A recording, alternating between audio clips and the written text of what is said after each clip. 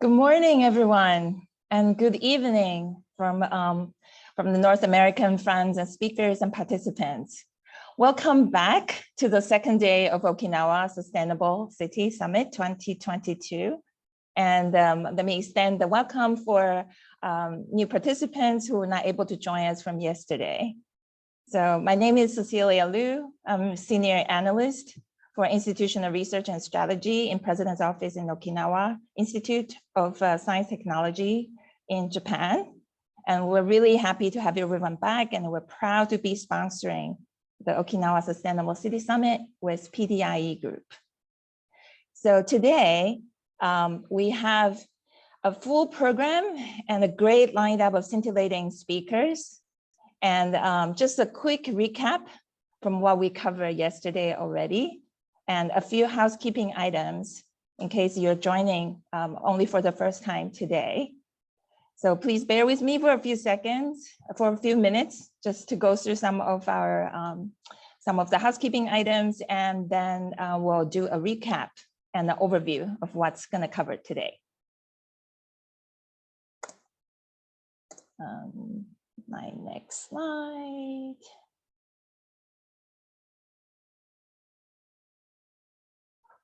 So yesterday, we had a number of very inspirational speeches for people to imagine the future world.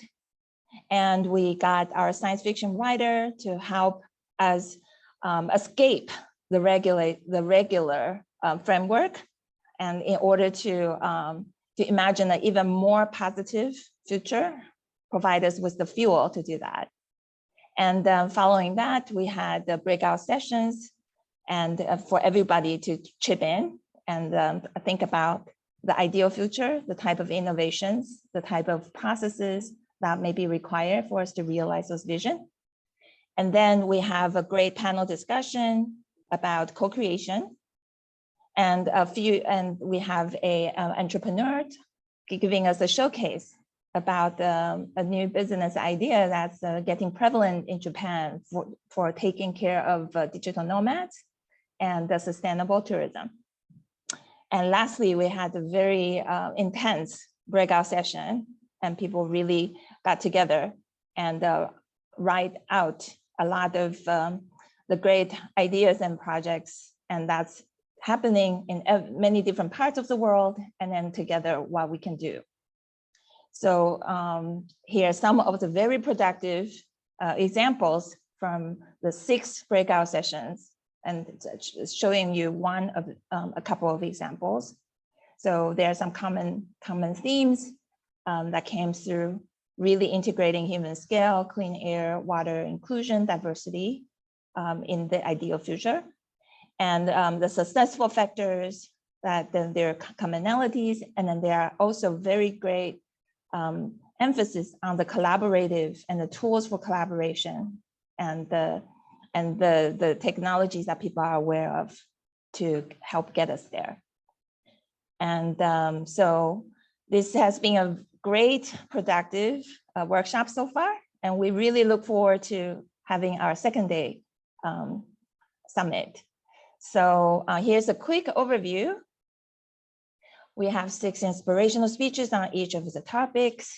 And so we will talk about the future of food, about agroforestry, and a system approach for future sustainable livable cities empowered by capital investors. And that will also be propelled by a showcase and perspective from an entrepreneur, talking about high temperature fuel cells with energy as service model, and a high-level commentary. So following that, we'll have a breakout session on 4 important topics.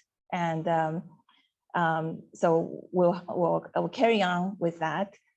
Then that will lead us to a different consideration about what's the ethical and stakeholder value side of consideration when we're talking about integration of technologies and digitalization for the future societies, because humans, the basis of human interactions with the intellectual clustering and the the dynamics.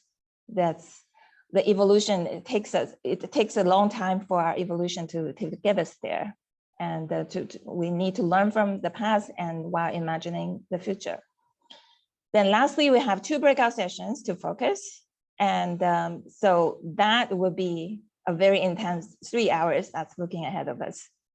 So before we begin, just making sure that we all know that this event is being recorded. And this event is also supported by our simultaneous interpreters. So if you need help with interpretation, please go to the language button and then find your preferred language channel. Our interpreter will be there, or English, Japanese, or if you're bilingual, you can stay on the original track. And since we're a summit about envisioning the future, and the future is made up of many individuals, so we want to make sure that we are on the same page when it comes to our discussion. We want to celebrate our diversity of opinions in the different expertise and opinion and fields.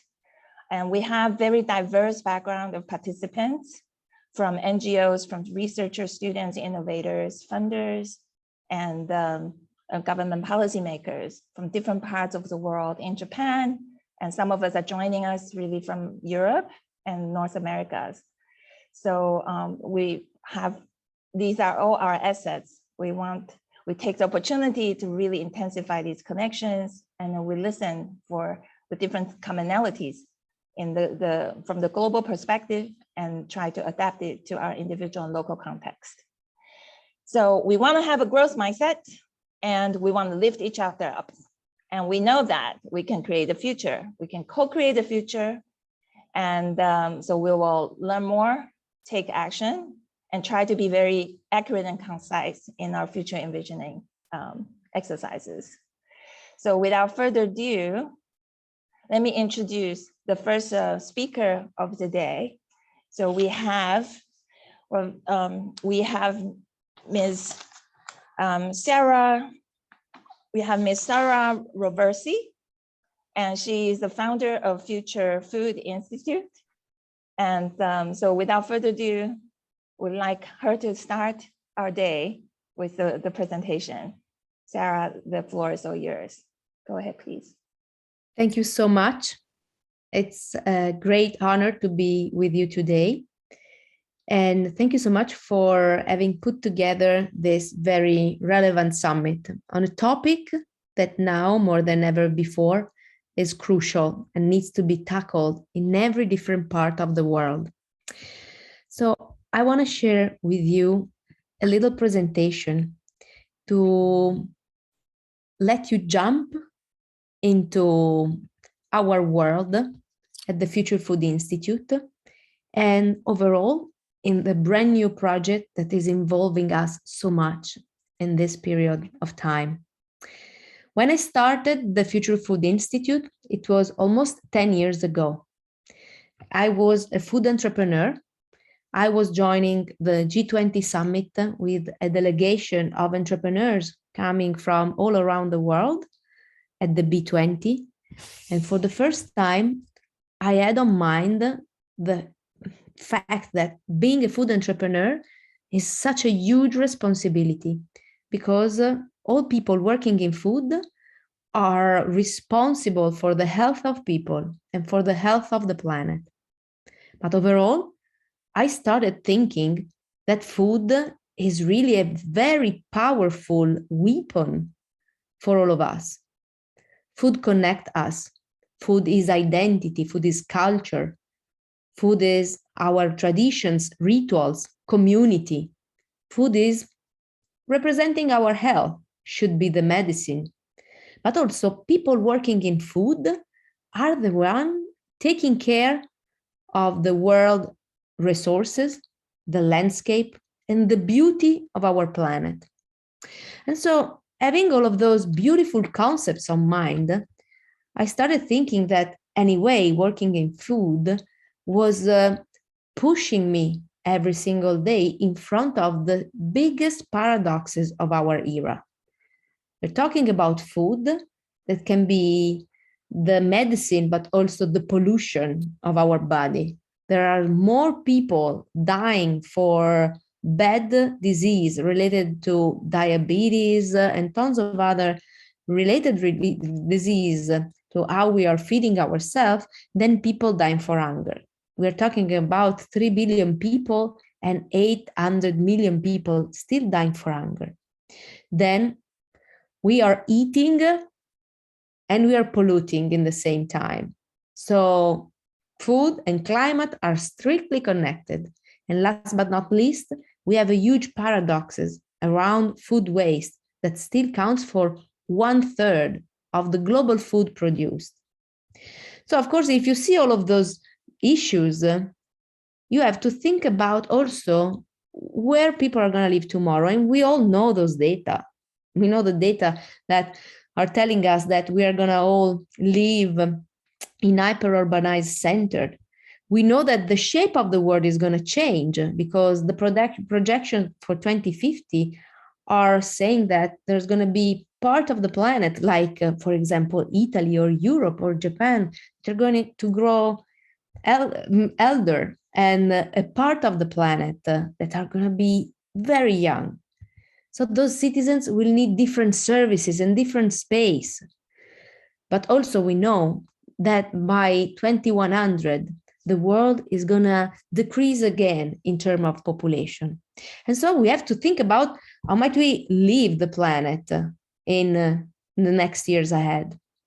To do that, we've been creating an ecosystem. So 10 years ago, we said, we have not to create a new startup finding a solution, but we need to grow a global ecosystem. And we decided to invest on education and knowledge, community development, and innovation to nudge the food system transformation, seeing food really at the epicenter. To do that, you need to develop a very systemic mindset. And overall, you have to do it if you want to answer to this question, how might we're going to feed 10 billion people by 2050? This is the biggest challenge ever.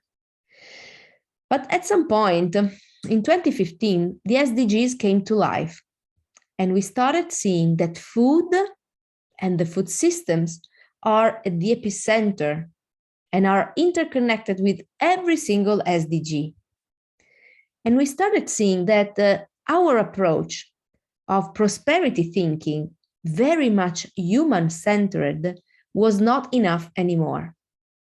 If when I was studying 20, 25 years ago at the university, my professor was telling me, you need to force your consumer to buy what you want to sell. When 20 years ago, design thinking came to life, this was a game-changing thing. We were co-designing with our customer, looking for their needs and developing projects very much human-centered. From when the SDGs came to life, we started researching and studying a brand new methodology that is an upgrade, a design thinking 2.0, 4.0. We're talking about building and co-designing prosperity, trying to make things that the planet wants, human plus nature-centered innovation. So by building prosperity, of course, we started understanding that we needed to implement a different approach, a different mindset. And also the approach to ecology have been changing. And we started studying the concept of integral ecology. That is not just including the 3 wheels of ecology, but is forcing us to talk about the political aspect, the, of course, economical aspects, but also cultural, social, human, and of course, also environmental aspects. But to do that, we had to start to think about new kind of governances that can facilitate public and private cooperation. And so we understood that the future probably is going to be made by tons of decentralized ecosystems where responsibilities are shared. And we started understanding that we need to find ways to implement a regenerative business model. And we found out our place where to prototype all of that. With the beginning of the global pandemic, we decided to start a project with a community that is a kind of a special community based in Polica, the UNESCO capital where I'm now, the UNESCO capital of the Mediterranean diet, where we started identifying political actions, ecological actions, but also humans thinking about digital health and everything that can allow people to live better, and to measure how you can create all the ingredients that can guarantee wellness and longevity. And then the social aspects, how the community interact together, the cultural and the economical aspects, all of that to build prosperity. When the pandemic started, all our priorities related to food has been reshaped. And we identified in Polica, that is really at the heart of the Mediterranean diet and one of the UNESCO communities identified, how to prototype all of that. We started 2 years ago, and we are creating an entire campus focused on integral ecological regeneration, where now we started from the ruins and the learnings of the Greek philosophers 2,500 years ago that were already focused on finding a balance between humans and nature. And in the same place, we discovered that was born the first Western medical school in the 9th century. And in the same place, the two most famous nutritionists of the last century, Margaret and Ansel Keys. Ansel Keys was the inventor of the key ration, feeding all the American soldiers. So something that has been pretty popular in such a period of history. They decided to move there to study why people, like in Okinawa, in Polica, were living longer, more than 100 years in good health, with no cardiovascular disease, no diabetes, and happy and healthy until more than 100 years. And this was one of the ingredients of Mediterranean diet. Of course, we have been studying the pyramid of Mediterranean diet, and we understood that Mediterranean diet is very popular as one of the healthy and sustainable diets. But we found out that starting from this and this cultural framework, we could develop an entire campus, a campus that has tons of ingredients, that now is hosting programs with the knowledge part, innovation labs, and community projects, really to be focused on regenerating the ecosystems with multiple labs that are focused on innovation on that. Community projects, so social innovation projects, but also projects focused on creating shared values together with the community, and of course, a way to protect and spread all the heritages of this land. And we created a concept that is connecting all the dots, made by labs, educational programs that have on mind the concept of One Health, finding a balance between the ecosystem and nature, the community, care for the health of the community, and care for the health of every single human. All of those dots has behind a university, a research partner, or an initiative. And all of those labs are interconnected. This is the plan. And this is actually what we have been prototyping for 1.5 years. And in these months, we have been collecting 120 global partners, big one, huge global companies, but also universities, also small farmers, to build what we call today our Polica 2050 Paideia campus. This is the castle that you see as being the first and is our first hub, where we already started the Fab Lab, the school, the international programs with the United Nations and so on. But in this plan, we have an opportunity to renovate spaces and create a new model that is embedding all the things needed to grow a healthy and sustainable community, from digital health to policy and everything that is connecting the society, sustainable mobility, as well as energy, because we need to make also self-sustainable communities from the energetic perspectives.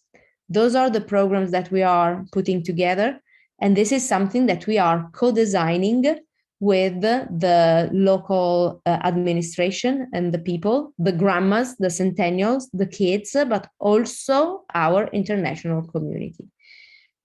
Thank you so much for hosting us, and we really look forward to learn from your best practices, because we know that there's so much that needs to be shared. We know that we need to implement a systemic thinking, a systemic approach, and we need to know, let's say, which are the best practices and share the knowledge, because the challenges that the world is facing are too big to be achieved just by one. And we strongly believe that innovation is a cooperative effort, and we are more than happy to share, to invite you, but also to come and meet you and join forces to find solutions that are going to be successful for the health of the planet. Thank you so much. Thank you so much, Sarah. This is a very inspiring living lab and really evolving and implementing what the holistic and effective way of putting food as a center and the community culture, heritage, and integrating the technological needs and the cross-generational ways of living. This is a fantastic example, and a lot of participants are really excited to learn more and see what we can do also in Japan. And so thank you again for your great presentation.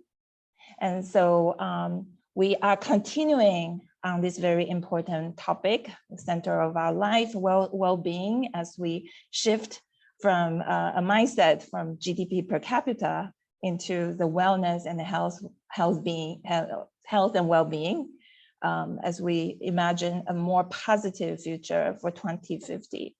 Polika 2050 Living Laboratory. Let's check it out.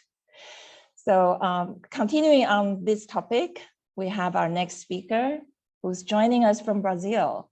And he is Walter Ziantoni, and is really a pioneer in implementing agroforestry. And we'll be excited to hear from you about the presentation. Just one little nagging request for the participants. If you're joining today or you're rejoining from yesterday, we have a survey that will help us pre-assign the 4 different breakout topics that you want to go into a deeper focus and action-oriented brainstorming with the other participants.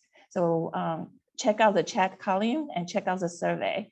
So yeah, as we go through the inspirational speeches, we want to help you formulate some of the ideas and the participants that you want to network with. Okay, so the floor is all yours, Mr. Ziantoni. Thank you so much. It's a pleasure to be here. It's an honor. Thank you, Cecilia. Very nice presentation, Sarah. I'm excited to go to Italy and see this Polika. Shall I share my screen? Go ahead, right? please. Yes. Okay. Let me find it. Can you see in presentation mode already? Are you seeing presentation mode now? Yes, we can see. Yes. Okay, great. I try to make that very concise and very directed to try to explain what is agroforestry and how agroforestry can really be a game changer in everything that you are talking about, the regenerative agriculture. Because in the end, like, if food is the center of everything we do, and it's the most important thing for us as human beings, is associated with everything we do the way we cultivate, the way we change our environment, the way we change soils, the way we share, the way we live.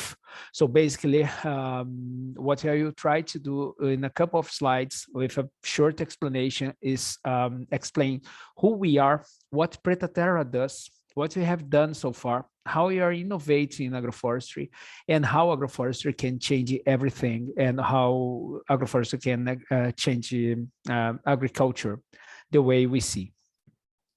Well, basically, we created this hub almost 6 years ago as an agroforestry intelligence hub. I myself, I'm a forest engineer, and I'm also an MSc in agroforestry, and I have over 20 years now working with agroforestry, mostly in the Brazilian Amazon, but also in Africa and different countries of Africa, in Europe and Southeast Asia, mainly in PDR, Laos. I worked for UNDP, FIO, always as a forestry or agroforestry specialist, creating designs for agroforestry and improvement in rural areas. We created that together, Paul and I. Paul is my partner and the founder of PretaTerra. We started that like 6 years ago, as I said, but now we are 14 people working actively in 20 countries now, with more than 100 projects.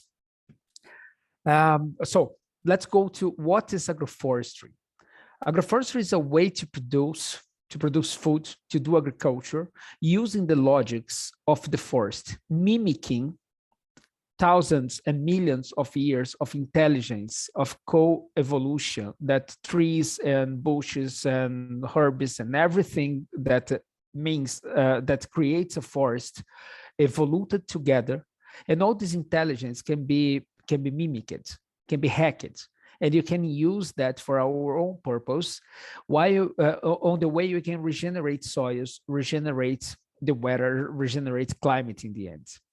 So in a very basic way, you're talking about ecosystem services that will work for us, and what we replicate from the forest is stratification and succession and biodiversity.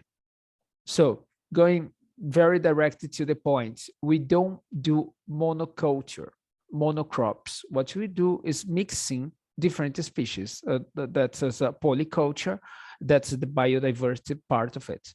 Then we use the succession. It means that while one tree is still growing, other crops can be grown in the same site. So you are using the area tridimensionally, and not only as a square meter, a square feet, or a hectare, but as a cube. So you are looking at the area in a tridimensional way. So you have much more productivity, not per species, but per tree. So in the end, per area, we have much more production. And the very last thing is the stratification. You use the different layers. So again, you're looking at the area as different layers, as a cube, and not only the ground. Here, what you can see in this image is bare land being colonized. And so on the left side, what you can see is the forest succession naturally occurring, like in ecology.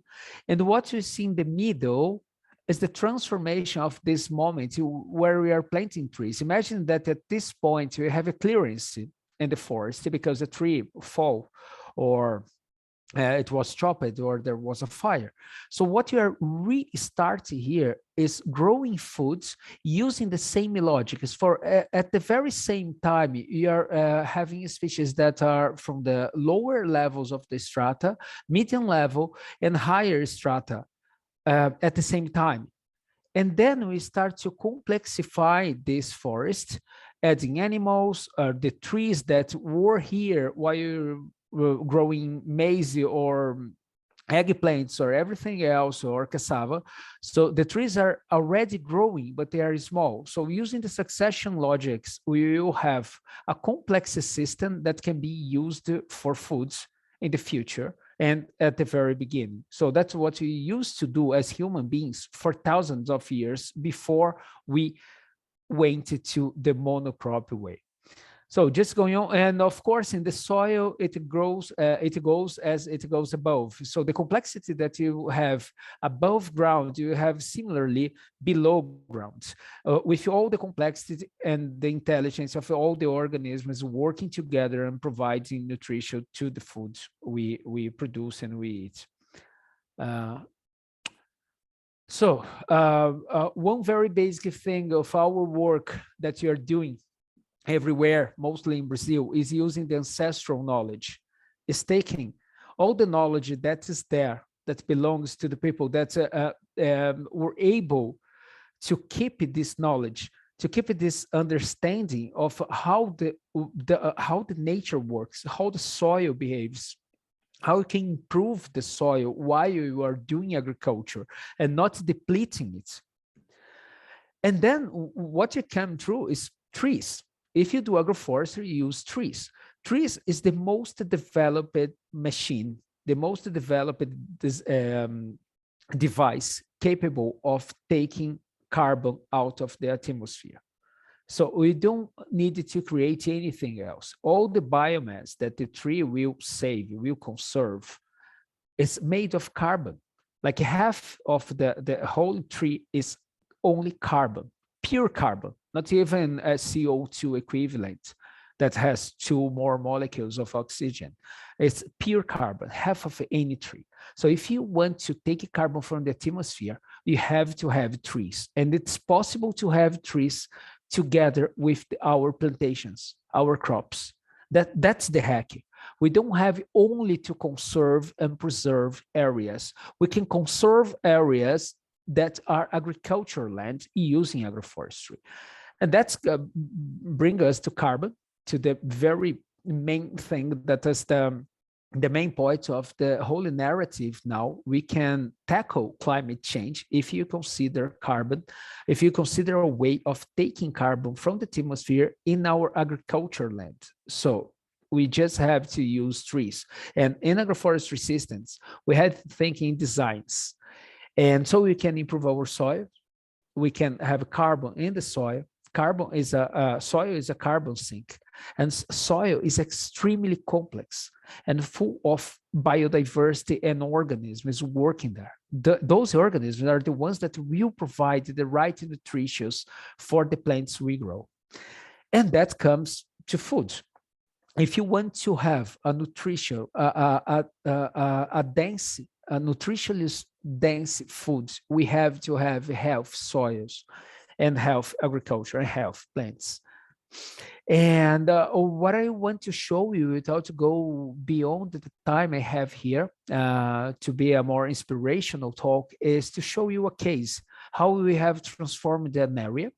And the photo you can see behind is an agroforestry land in the Amazon, where before used to be just monocrop of cassava or manihot the cassava plants. So what I'm going to show you is how an agroforestry design is born. So how you think about the complexity of a forest and bring it and decouple it into several paces, several steps that you can transform this complexity in a proper design. The case I'm about to show you is about cassava. It's a monocrop growing in the Amazon, mostly to make flour. That's the staple food. And what you have in the market is a very low diversity. They all sell the same flour with a very low price. What you can see here in this photo now is a slash and burn area where they have just slashed and burned and planted the cassava. So all the green things you see are baby cassavas growing there. So that's the business as usual. Cassava planted almost 1 by 1 meter, so 10,000 plants per hectare. What we proposed in this specific case was planting trees every 10 meters. What you see here, these dots are every 10 meters, so 100 trees per hectare, as you can see. Then we also applied in lines now aligned east-west in order to allow the sunlight to come into the rows. We applied 3 fruit trees. What the large trees you saw before, the 10 meters apart trees I showed, there are timber trees, long-term timber trees that also produce non-timber forest products as essences or nuts.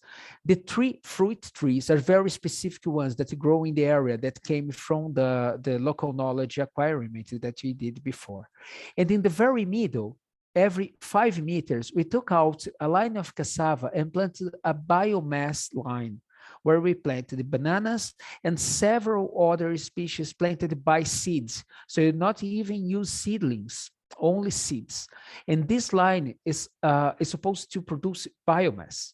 So after 3 or 4 years, we can chop down this whole line and plant cassava there as well. So you open more space, and then we have, instead of having monocrop, what we have now is a forest with different layers using stratification and succession, producing cassava, the very same amounts, but leaving behind now our orchards and the timber and the potential timber production in the next 15, 20, 25 years. Here is us implementing the area.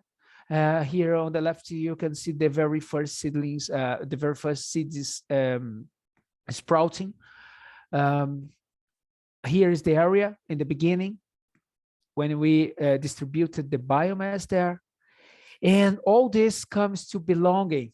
The main message I want to leave you today is with the belonging. We have to go back to understand why we produce food and why food is important, and understand that we are part of the environment. We are not apart, we are part of, and that will bring back our belonging, our forest deficit that we are having now.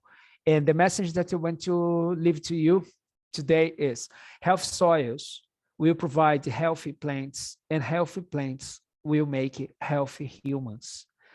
And if you want to know more about our work, it's a very little time we have. I would like to be here discussing with you a lot, but we have much more in the social network, Instagram and YouTube. You can check more. I will be available. You have my contact here. And that's it. Thank you so much. It's a little bit of our work. Thank you so much, Mr. Diatoni. So this is a very inspiring way of thinking about utilizing the ancestral knowledge of cultivating the land, but bringing in the agroforestry knowledge into action and working with the farmers to help them make even more balanced choices between just the economic benefits of the crops being planted versus something that's good for the carbon sink, providing the carbon sink, or even providing the biofuel that could later lead to contributing to some of the renewable energy production for the region, perhaps. So yeah, this is wonderful. And the biodiversity that's being preserved. At OIS, we have a lot of terrestrial ecologists looking at like environmental DNA ways of looking at the stratification of the forest, different acoustic monitoring, and different ways of looking at where the species and the habitats. So this is a great topic that we also have local villages here in Okinawa and surrounding us where Ona villages are home. And in Okinawa, we have this red soil erosion problem.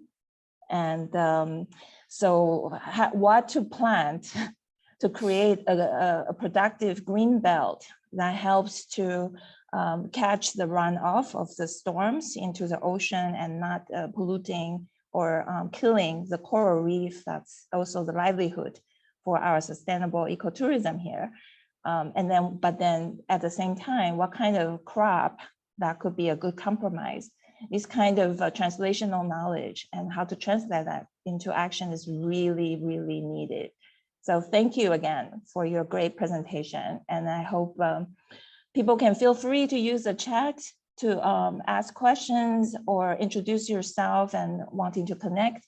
Our PDIE group has also created a Slack channel. So if you want to upload your LinkedIn profile there or ask follow-up questions, please feel free to do so. Thank you so much. It was a great opportunity. I'm just about to say that I will leave my email, our email and telephone number as well in the chat. So if anyone has further questions, it will be a pleasure to answer.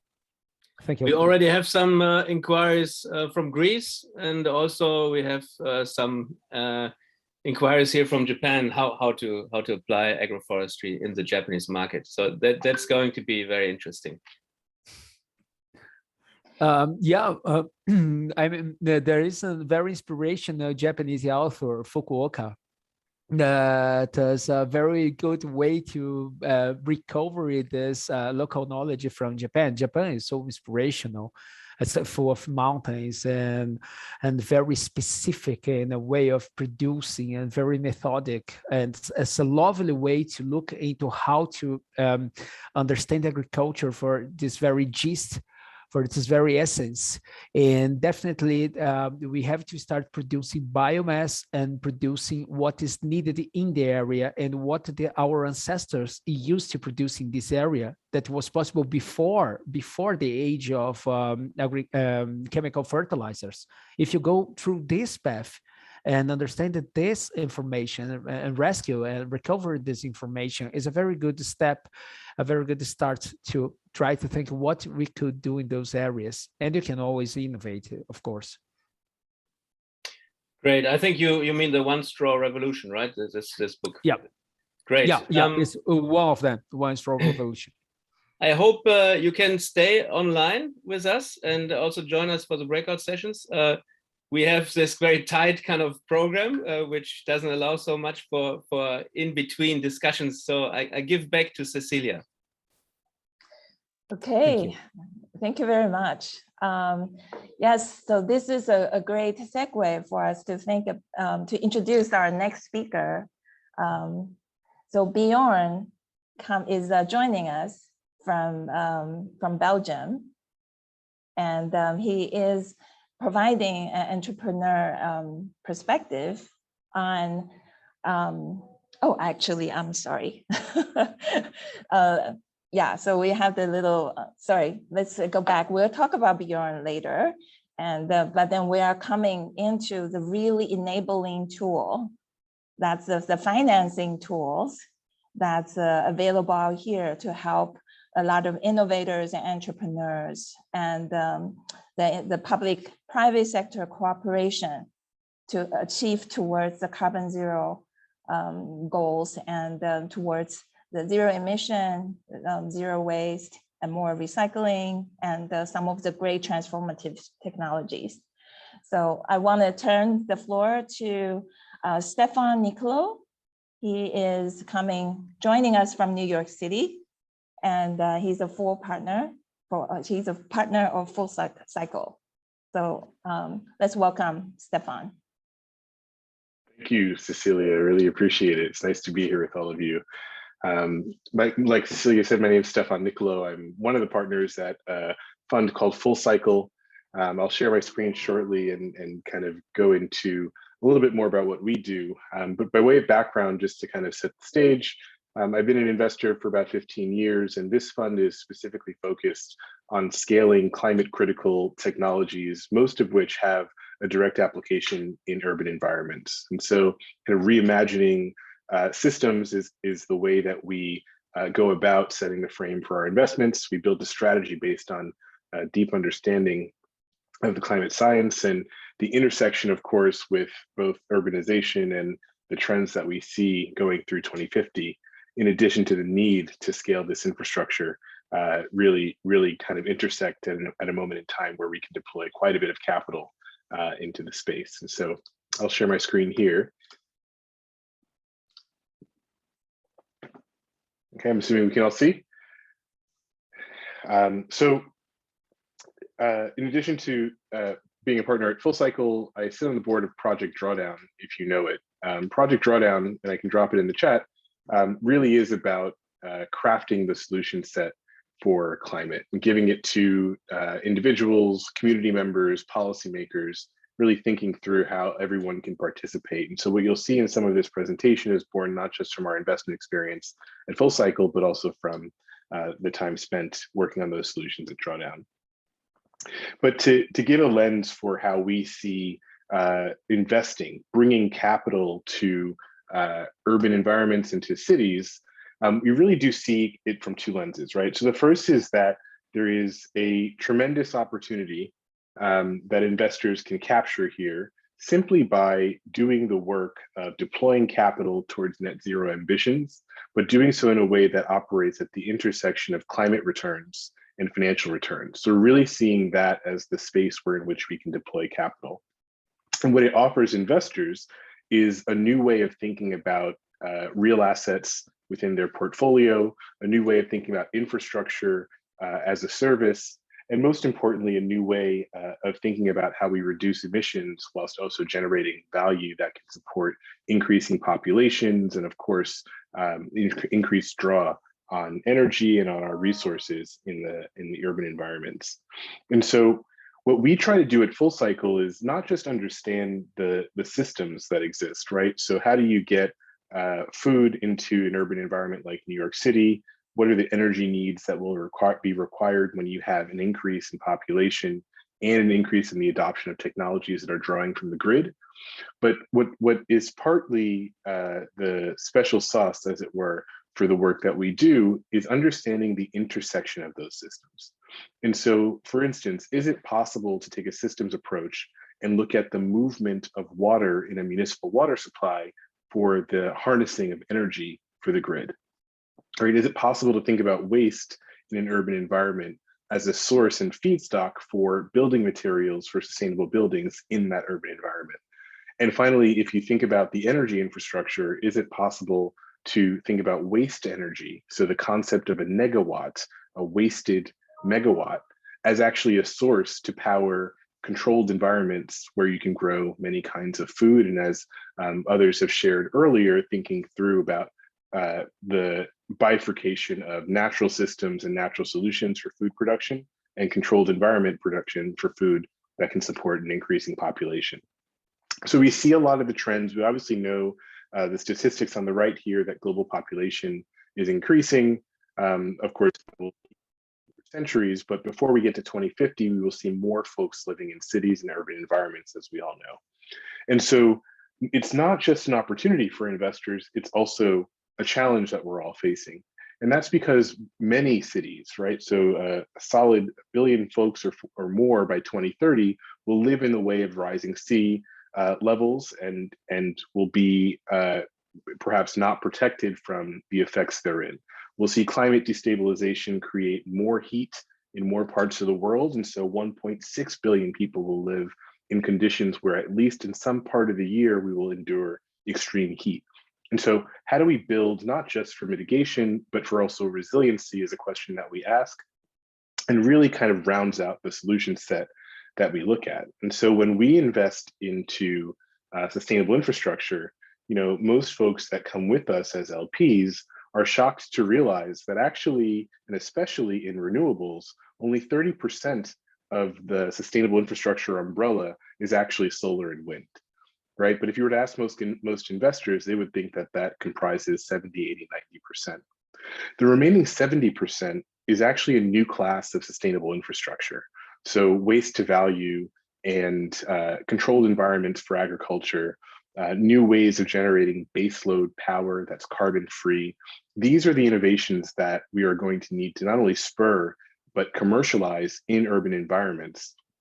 And thankfully for investors, if there of course are investors on the call, for folks looking at this space, it comprises a massive market opportunity. And so when we look at the low carbon transition, what we see here in kind of 6 large buckets that apply to urban environments is that you have a many trillions of dollars of total addressable market in certain sectors, right? And so when we think about how we get energy to urban environments, when we think about how we deal with waste, what we're really seeing is a turnover of capital or an opportunity to turn capital over in real assets that are not the traditional real assets that you typically build, but will be necessary for urban environments to support more folks, more energy, and the increased resources coming to those places. And so, frankly, whether or not we stay below 1.5 degrees and change the trajectory that we are on today will rely completely on what we do in urban environments, and will rely completely on how private capital can come into the equation, come in to meet governments and grant and DFI capital to spur innovation and investment in the real asset bucket of assets, right? So thinking about how we deploy capital really matters here, and of course, private capital plays a huge role. I wanted to kind of chop through that, of course, elucidating some points that are important for the discussion here, but really the crux of what I'm talking about today is really about the role of private capital. And so it's not enough to fund and deploy capital into innovation that is technological, that exists as real assets. Of course, that's a huge opportunity for investors like us to deploy capital, but the innovation in business models, the innovation in how we get the capital out, will also play a tremendous role in our ability to scale this infrastructure and commercialize it to market. And so for us at Full Cycle, one of the things that we do is we don't just invest into companies that have innovation, right? We actually invest into those companies, take a board seat, and then sign a right of first refusal to build those projects. Because what happens with most of these companies is that you have something called a deployment gap. It takes a lot of energy and capital to get a pilot or a demonstration up of a power plant that consumes waste and generates power. But to do so at a commercialized scale means you would have had to have built 5, 6, or 7 of those installations around the world in different conditions, and have paying customers that can then attest to the performance of the assets, right? So capital has to come in and bridge that gap, because a lot of companies die on the vine, having produced a pilot or a demonstration, but not being able to fully commercialize.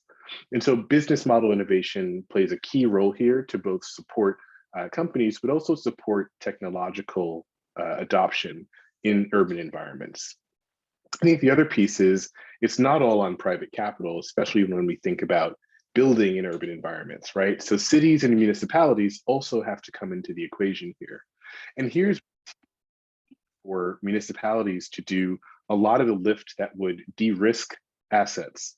That is to say, a city or a county or a country can be a key off-taker or a feedstock provider for an infrastructure installation that is clean, carbon-free, and part of a sustainable and low-carbon transition. P3s are a great way where we can see the innovation come to bear in terms of the ways that capital moves from private sector into public sector. And we know this well here in New York.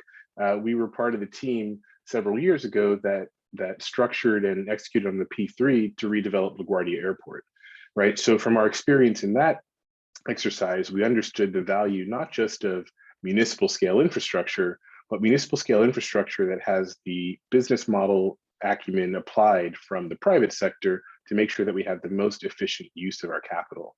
And so P3s play a big role here. And I think there's another piece that we can perhaps dive into in our deep dives later today around the role of technology in enabling community ownership. So how do we make it so that communities can participate in the value creation that happens when you have municipal waste going to a facility to generate power or to create building materials? So innovation and ownership models will not only increase the rates of inclusion, but will give opportunities, all sorts of opportunities to create new value. And so the solution set in cities, obviously speaking to this audience, it's a foregone conclusion, but it's well beyond transport and mobility.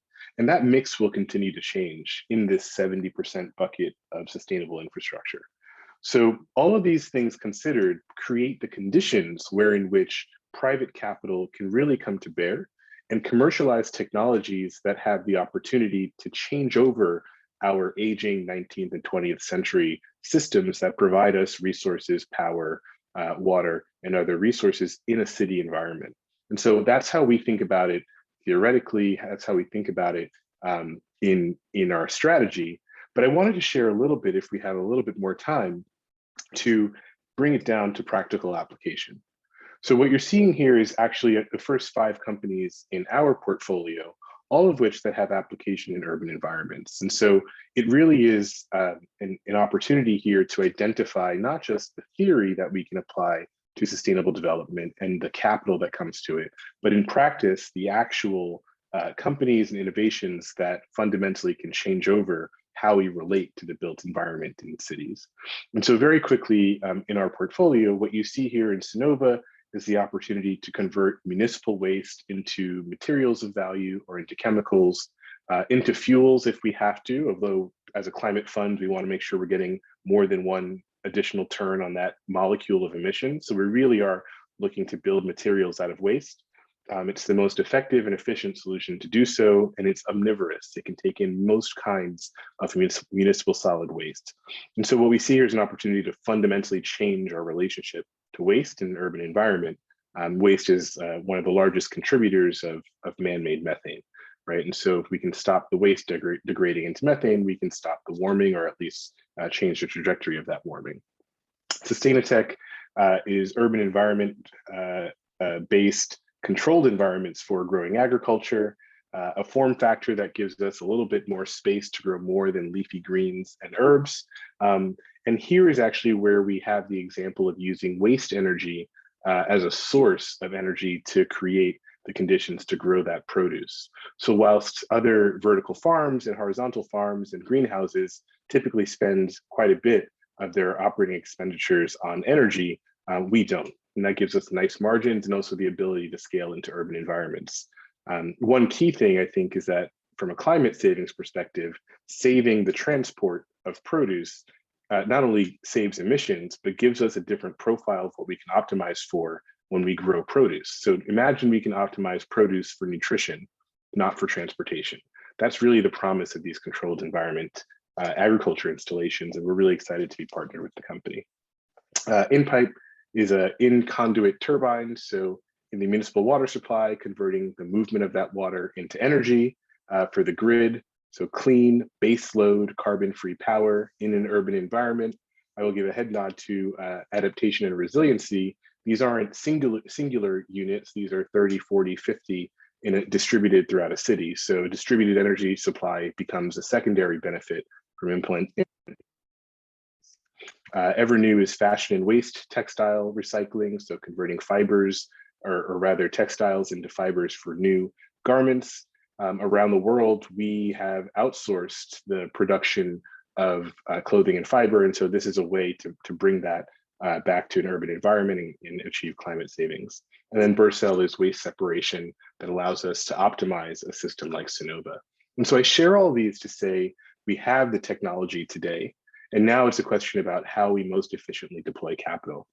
And our model is one that's suited for high prioritization, but consideration of where people will live and what communities will need from capital providers, from private capital, in order to spur that innovation and commercialize those solutions. So I'm really looking forward to the rest of the discussions today, thinking through how we can best spur innovation and think about sustainable city development as we deploy capital. And I really appreciate the opportunity to present our model and some of our ideas with you today. Thank you for that. Thank you, Stephan. Let's jump right in, taking on the theme of picking up on the theme of the deployment gap, and then how the capital can actually help accelerate some of the companies that's coming up with business innovation solutions, innovations in business solutions, and then bringing the scale up installation of some of these ideas to the market and working with the municipalities for that. So that's a perfect introduction also for our next speaker, Bjorn. He's joining us from Belgium. So Bjorn, let's have you let's share your presentation, please.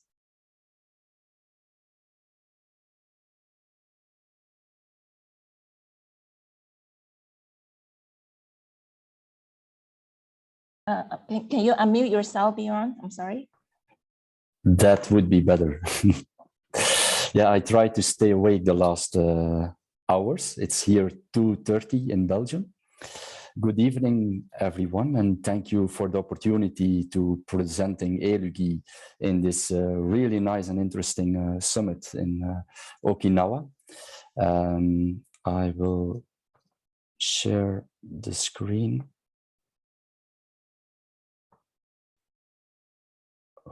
Okay.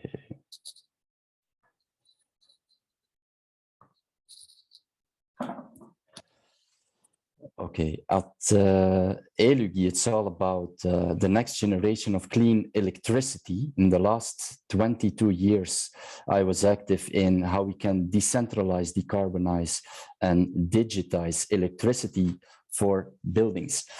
I am the founder and CEO of a scale-up company active in Belgium and Germany, scaling further in Europe. I'm born in Belgium. I have two sons, and Elias and Lucas is also the name where the company is named of. And we are based in Belgium, but expanding in the European market to scale the proven solution. The R&D and production is in Italy and Switzerland. Our biggest passion is the return to energy independence, especially in everything what is going on geopolitically for the moment. So we want to let produce every building its own electricity in the most clean and efficient way. It's all about your energy and our planet to become independent and, of course, be sustainable for the existing and the next generations. So the next generation clean electricity, we all know that solar and wind and batteries is expanding massively, also electric cars. But by scaling to 100% sustainability, we also have some problems of stability on the electricity grid. And we see that in the last 20 years, by growing green volumes on this grid, that the energy is not always possible anymore to store and to get it active in the moment we need it. So it's a really Björn, big challenge. Just one comment. We can only see the first slide. So did you change the slides already? I did change the slide already, yes. Okay, so maybe you can share again and try again to share. You see the second slide or not? We only see the first slide, at least myself. So I was wondering, maybe you can unshare and share again.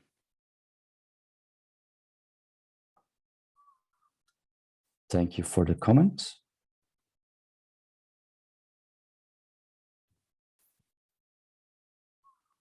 One second.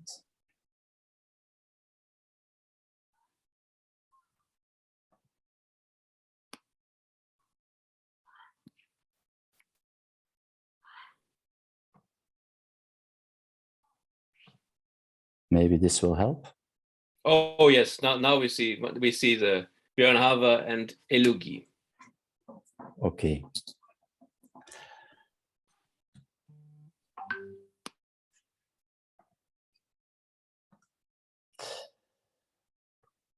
So this we had already some seconds ago. It works now. Yes, thank you. So I was talking about the big challenge we have on the electricity market to scale to 100% sustainable energy, and storage and transport of electricity and electrons will not move us to 100% sustainability. So that's exactly the reason why we step into the next generation clean electricity and why we change the way electricity is produced and consumed for buildings. We do this by using small-scale fuel cell power stations connected to a smart platform we built and connected to green gas and hydrogen projects. So the key is that we more and more need to step into the hydrogen economy. We do it in a special way, not in pure hydrogen, but the key is that we more and more need to transport and store energy in molecules and not in electrons. So everyone and politics who are scaling now in, we need to build solar and wind and batteries and electric cars on a certain level. It's not possible to scale more because of the instability of electricity grids. So that's the reason more and more energy projects talking about we need to produce the renewable energy, solar and wind, in areas where we have a lot of these energies, super efficient, where investments can be done on a large scale to produce this green electricity, store it into hydrogen, convert it into hydrocarbons, to transport and store it to buildings, and give it available in a moment the building is needing it. So in order to let buildings produce their own electricity every second of the day, this process of storage and transport to get this clean electricity every second of the day in an economical way to scale all over the world, this is super important. Yeah? And the way we see this in 100% sustainability is more and more convert the renewable energies in places where we can massively build the projects in an effective way, transform it in molecules named hydrogen molecules, and convert it into the methane structure or hydrocarbons, and store and transport like nature is doing it already millions of years. A lot of people talk about pure hydrogen, but pure hydrogen is never in the pure form available in the planet. Nature is also storing hydrogen molecules into hydrocarbons to store it into biomass plants, forests, and convert it and just give it free when it's necessary. And this is exactly what we do, facilitating with different partners green projects, green hydrogen projects, especially in desert areas. For the moment, first pilot projects in Egypt towards 2026 to serve our power plants we have with green gas every second of the day. We started in 2012.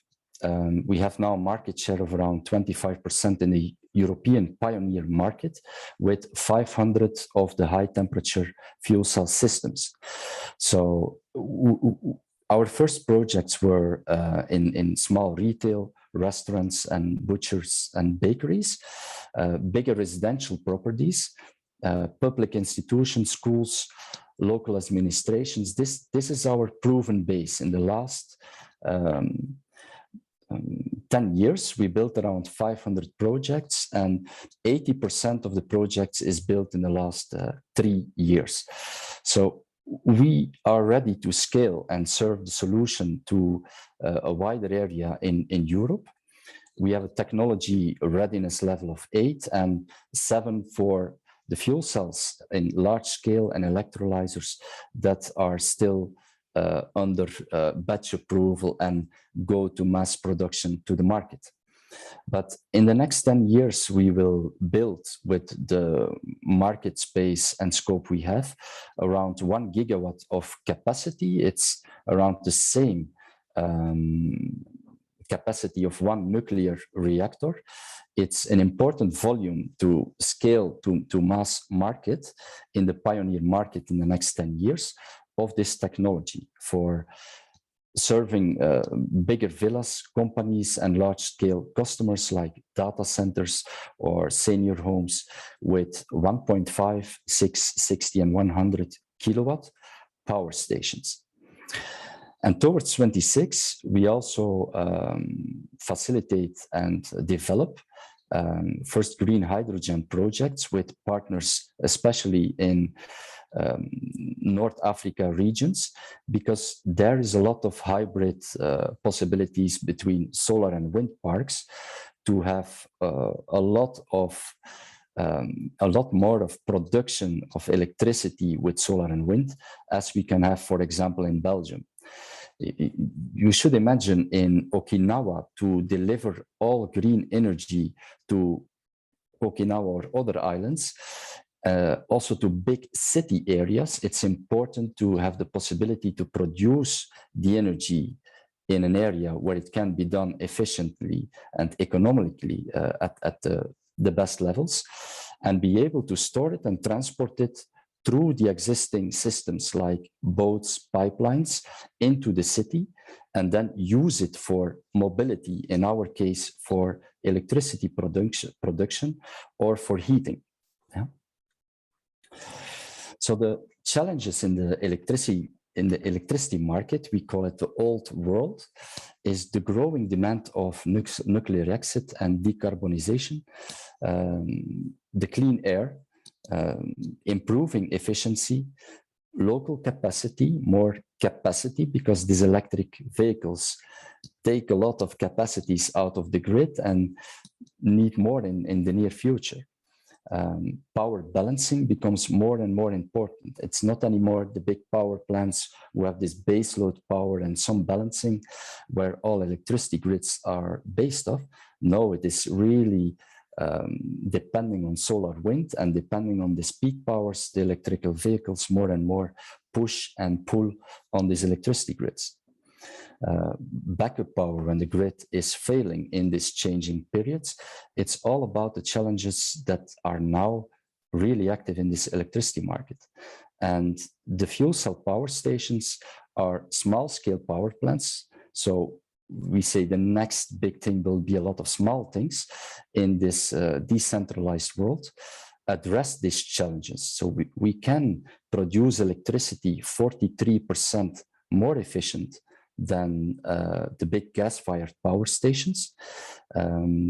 We have the highest electrical efficiency in the world because of the use of hydrogen technology.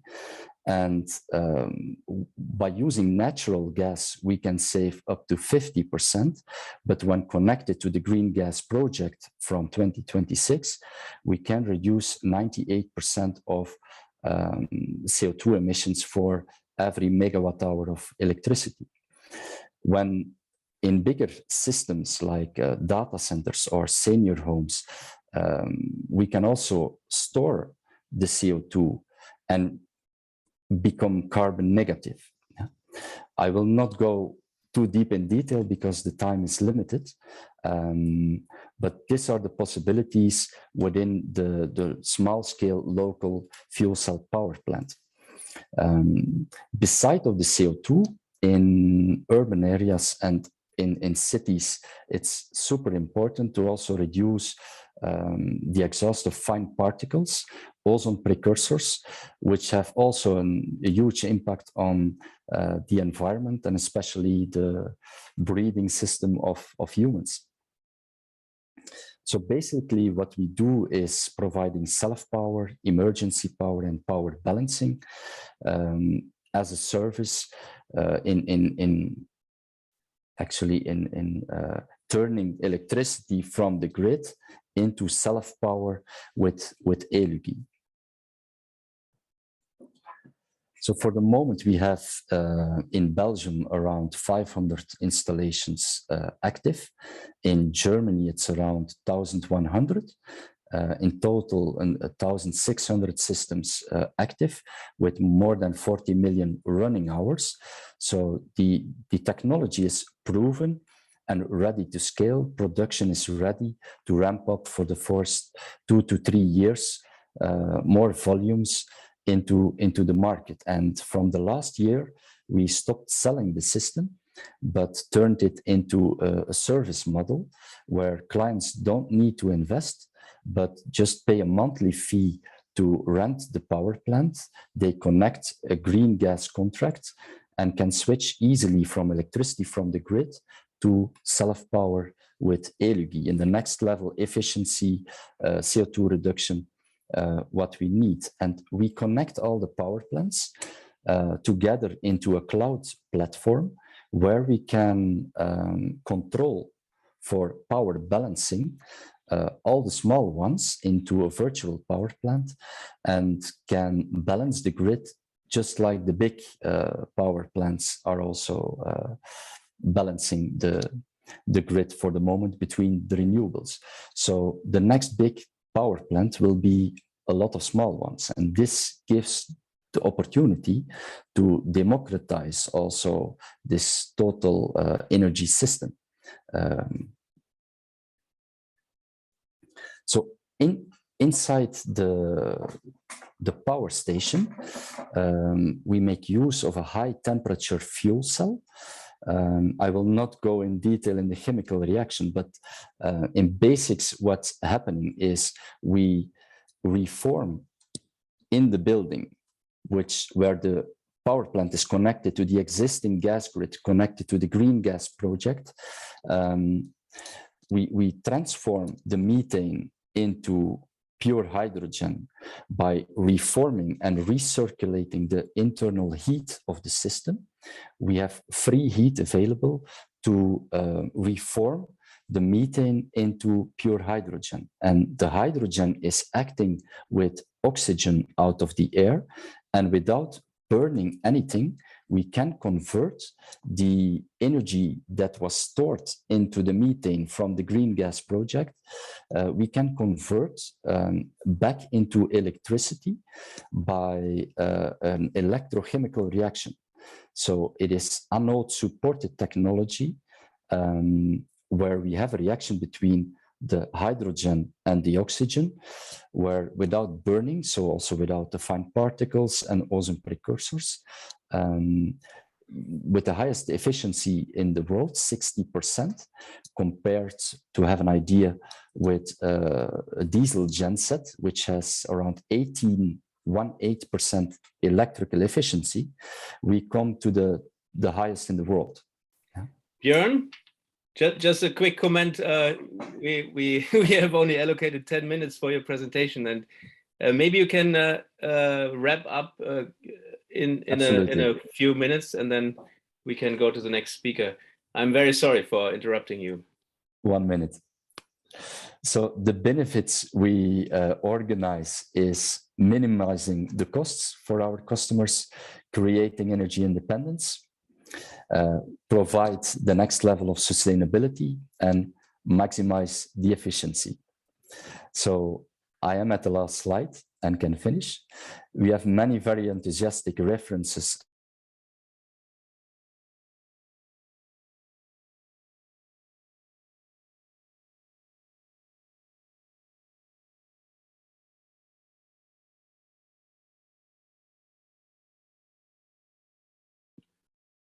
Now I lost Björn. Is everybody else still listening to him, or? We lost him too. The host, we cannot hear him. Oh.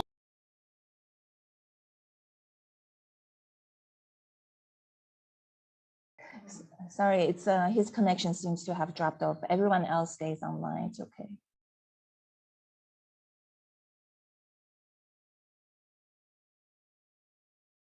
I think you mentioned that it is his last slide. So in the interest of time, maybe we should proceed.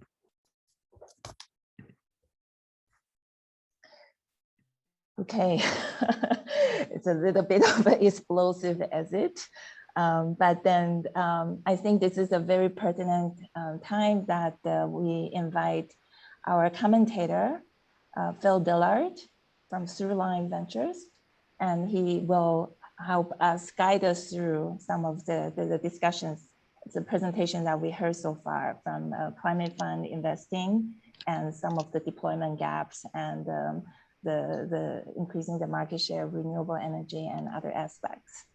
Phil, please. Hi, hello, everybody. I hope you can hear me okay. We can hear you. Great. Okay. All right. Good. I couldn't tell. Yeah. So hello. Great. Phil Dillard here from San Francisco, California, founder, CEO with Throughline Networks. Very much excited to talk with everyone today. I have my timer on. I know we only have 5 minutes, so I'll try not to go over. I'm just calling in to talk a little bit about what we've heard and how it ties to some of the things we're seeing in the world. As I mentioned, I'm a founder, entrepreneur, investor, forest sector evangelist. Throughline Networks is a company with a simple mission. We want to build the future economy that relates to the fourth sector of the economy, that is where the impact and financial returns intersect. You heard things about this at the same time. We want to change economic models from scarcity-driven models to abundance-driven models. And we do that through advisory services, thought leadership, and providing access to capital across the traditional spectrum and into the new spectrum. We look at all sorts of different companies, but companies that are related to what we've heard about in terms of forest protection, reforestation, flare gas, waste to value, both in terms of plastics and organic waste, circularity, regenerative agriculture, ocean permaculture.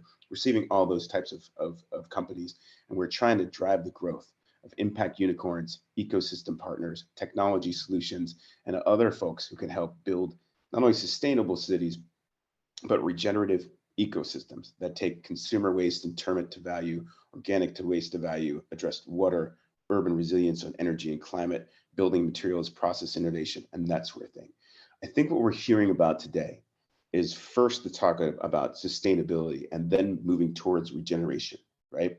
Every local ecosystem is unique, but we're all part of a larger whole. Every local ecosystem has its own special customizations that you could talk about, whether it's in the rainforest, whether it's a city on the edge of the rainforest, whether it's a city or a series of cities on an island like in Japan. But things that we can learn in those cities, in those ecosystems, and can expand our shared knowledge to other parts of the world, that's where I think we see lots of opportunities for collaboration, or some people like to say co-opetition, right?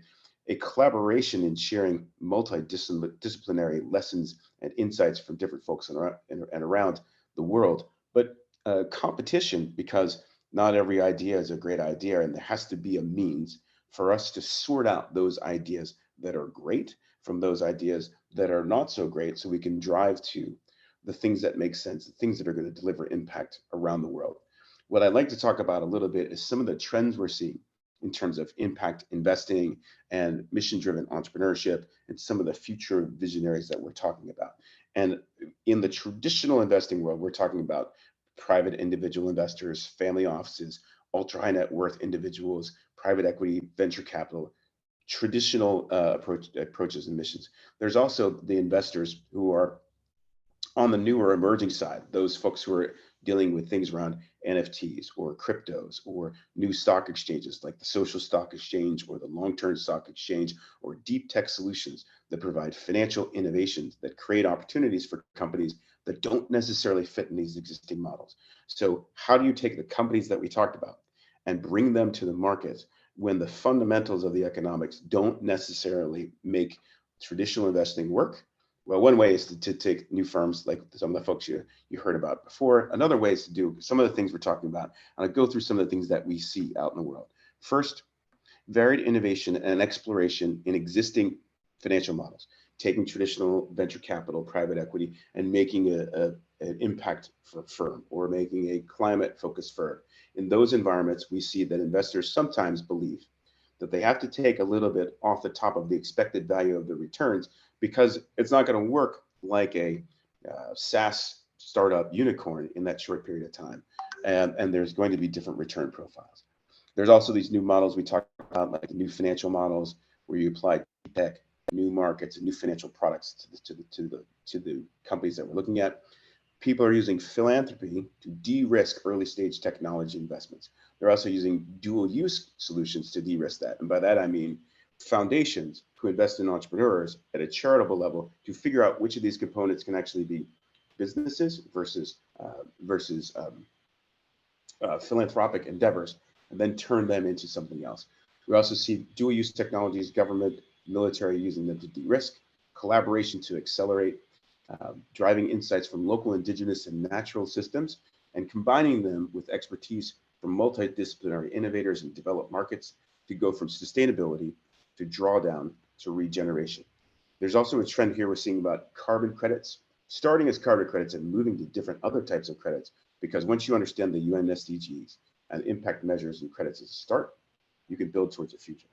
In closing, what do we think about? Why do we have to do this now? Well, there was a response to things that are going on in the world in feared scarcity. There was a response to challenges that cities had towards being resilient, both in energy, in water, in the changing demographics. There's a vision of the future of building the future cities that we have And we have to start on them now, sometimes because of urgent issues and sometimes because of the vision that we have for the future. It requires leadership, it requires courage, it requires sharing of insights from our different cultures. Because one of the things I've seen on every continent of the planet is I've seen people solving the same problem with similar technologies that's slightly varied because of where they are. If we're sharing our insights across these different environments, and if we are putting them to work in the local ecosystem and then sharing what works and what doesn't with the rest of the world, collectively, we find a way to move to better and more collaborative ecosystems and moving ourselves towards the economy that we want. Requires faith, confidence, communication, a little adaptation, a little planning, and a little iteration along the way. But through multidisciplinary collaboration, we're seeing a lot of progress in a number of different areas. I only had a few minutes to talk. I wanted to share some of the things that I've seen from travels recently to the Middle East, to Southeast Asia, to Europe, to Africa, and to South America, where we are seeing people tackling these same things in different spots around the world. And I hope that it can be helpful to this community in this conversation. Thanks so much, and we'll talk to you all soon. Thank you so much, Phil. Oh, I see. Yay. There's a lot of reactions from the participants panel. And so we are running, unfortunately, we're running a little bit over time. And I know there's still more questions that the participants may have. So I would encourage everyone to continue posting your questions through the chats. We'll collect them afterwards, and then we'll forward them to the speakers as the best that we could. But for the interest of time, I would like to turn the floor over to Christian, and then we can begin consolidating about some of the action items and the ideas and thoughts into the breakout sessions. Christian, please. Wonderful. Thanks, Phil. Thanks, Stephan. Thanks, everybody, for the great presentations we had. And we can see that our intention is to build this emerging ecosystem and to bring people together who have a like-minded spirit and would work on these solutions then. And we have the methodology of Connect Scan, which we did yesterday in the future visioning exercise, and also looking a little bit more specifically into the topics. And today we are at Focus and Act. And finally, we have put 2 breakout sessions together. I will just briefly share my screen here. Just a moment.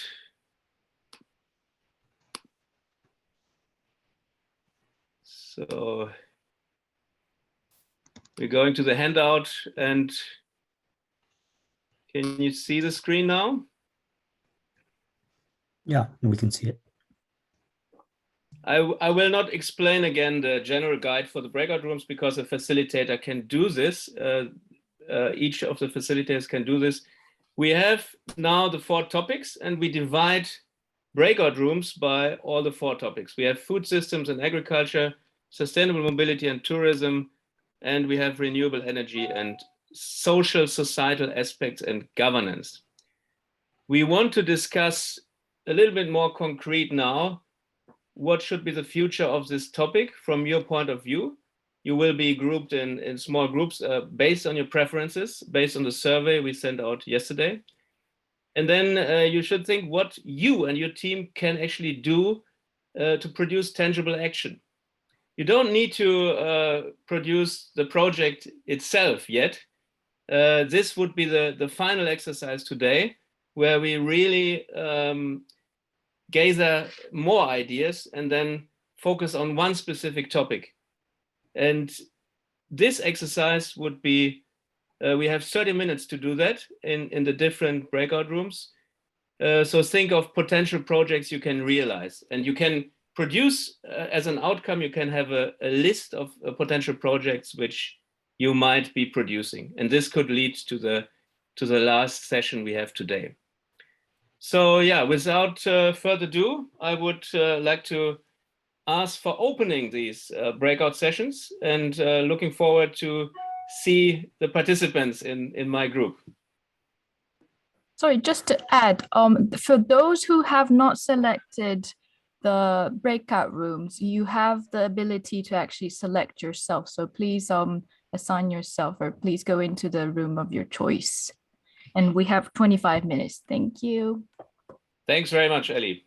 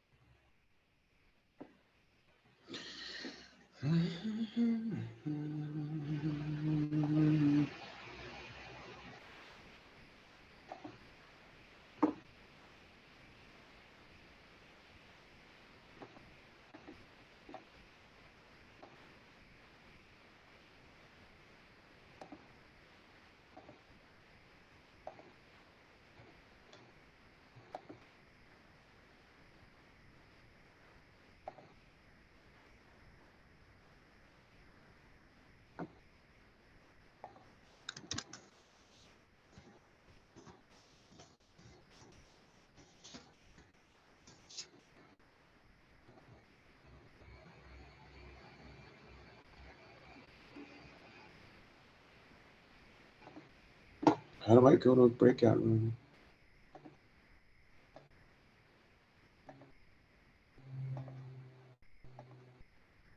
Hello? Oh, there you go. There's an There you icon go. below called breakout rooms next to share screen. Got it. Got it. Found it. I was looking too.